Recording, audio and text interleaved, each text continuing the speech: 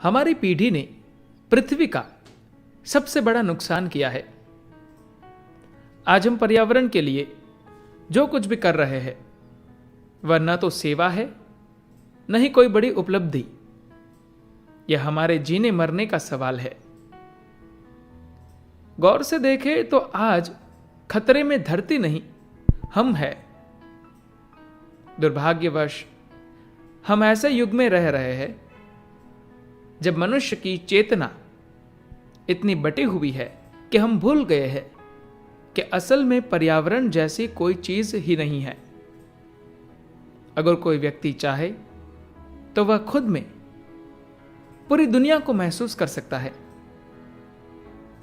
इस विकल्प को न आजमाने के कारण ही मानवता और पर्यावरण अलग अलग चीजें लगती है। पेड़ हमारे सबसे निकट संबंधी है। पेड़ जो सांस छोड़ते हैं हम उसे अंदर लेते हैं, हम जो सांस छोड़ते हैं उसे वे अंदर लेते हैं। वे हमारी आदि श्वसन प्रणाली है।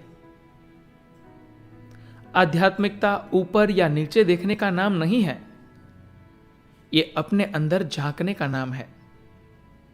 अपने भीतर देखने पर आपको पहली बुनियादी सच्चाई यह पता चलती है कि आप अपने आसपास की हर चीज का एक हिस्सा है।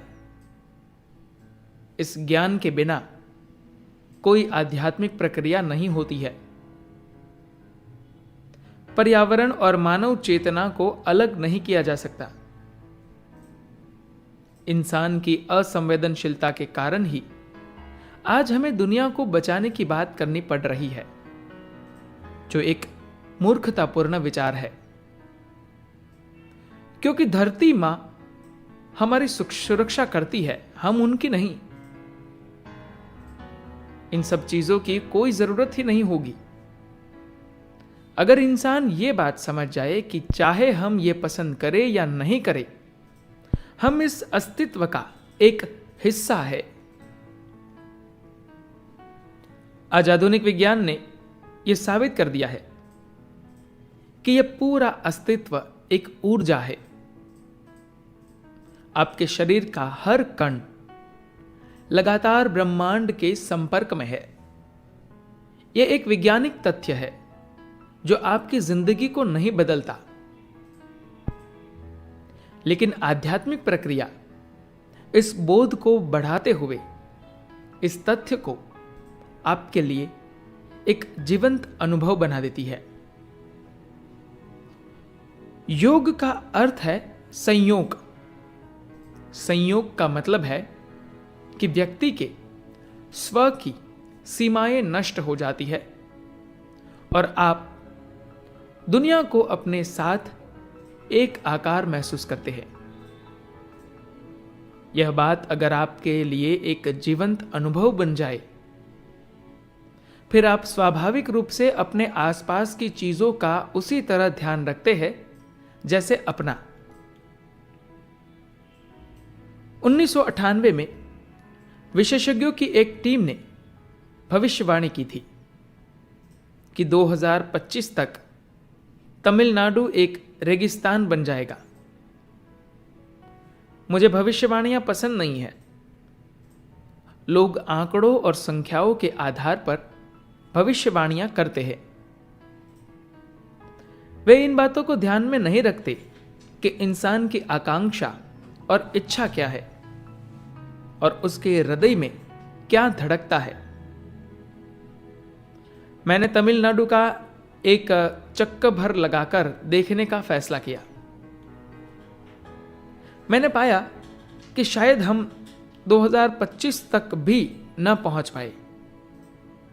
छोटी नदियां सूख चुकी थी और नदियों के तट पर घर बन चुके थे। वहां की मिट्टी में खजूर के पेड़ों तक के लिए पर्याप्त नमी नहीं बची थी, जबकि खजूर के पेड़ रेगिस्तानी इलाकों में उगने वाले पेड़ है। इसलिए हमने 12 करोड़ 40 लाख पेड़ लगाने के लिए प्रोजेक्ट ग्रीन हैंड्स नामक एक परियोजना शुरू की। पहले 7 साल हमने लोगों के दिमाग में पेड़ लगाए, जो सबसे मुश्किल इलाका होता है। ऐसा हो जाने पर उन पेड़ों को जमीन पर लगाना अधिक आसान होता है। मेरा आंकड़ा सुनकर मेरे आसपास हर कोई डर गया। मैंने उनसे पूछा, तमिलनाडु की जनसंख्या क्या है? जवाब मिला 6 करोड़ 20 लाख। मैं बोला, अगर हम सब लोग आज एक पेड़ लगाए, उसे कुछ सालों तक सींचे और फिर एक और पेड़ लगाए, तो यह लक्ष्य पूरा हो जाएगा। एक भिखारी भी एक पेड़ लगाकर अपने लिए एक जीता जागता ऑफिस पा सकता है। ऐसा करने के लिए आपको अमीर होने की जरूरत नहीं है। कोई भी यह काम कर सकता है। पर्यावरण किसी एक का काम नहीं है, यह हर एक का काम है। धन्यवाद।